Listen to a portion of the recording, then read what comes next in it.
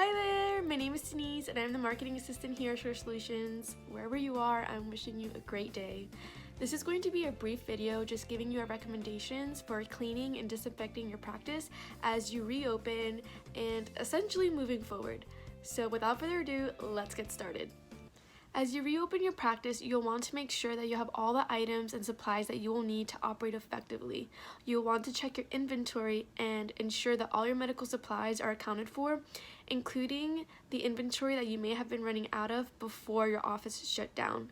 You'll also want to make sure that you have adequate supplies of personal protective equipment. I know that it may be really hard to get a hold of right now, but you do want to do your best to make sure that you have enough gloves, masks, gowns, and other items that you'll need to see your patients for you and your staff. It's going to be really important for your safety.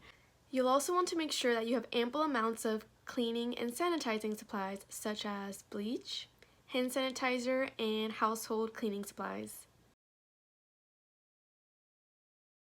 When cleaning non-porous surfaces such as door handles or countertops, most household disinfectants will suffice, but you can check the CDC or WHO resources to see a full list of approved items. You'll also want to follow the directions that the manufacturers give on the bottles for the methods of cleaning. If you're diluting bleach, the CDC recommends that you use 5 tablespoons of bleach per gallon of water and 4 teaspoons per quart. You'll want to make sure that all of your phones, your tablets, your touchscreens, your remotes, computer monitors, that they're all clean. And if no cleaning supplies are available, you can use an alcohol-based product with a concentration of at least 70%. Make sure that the personal protective equipment that you're using is compatible with the disinfectants in your office, and make sure to remove them carefully to avoid contaminating yourself. Masks should be worn by you and all of your providers during all treatments, and make sure to wear gloves when consulting and treating a patient and change them after seeing each individual. Also make sure to wash or disinfect your hands after using gloves.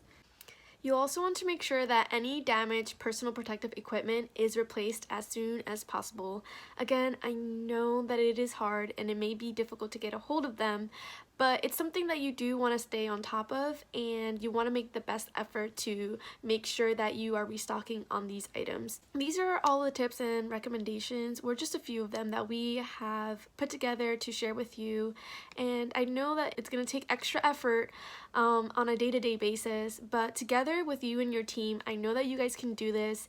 Also, it's just going to give you peace of mind at the end of the day to know that you are doing the best that you can. You're taking all the precautions to minimize the spread of the virus, and also your patients are going to feel very safe and they're going to feel very cared for by you. So I hope you have a great day, and please reach out to us if you have any questions or need any help at all.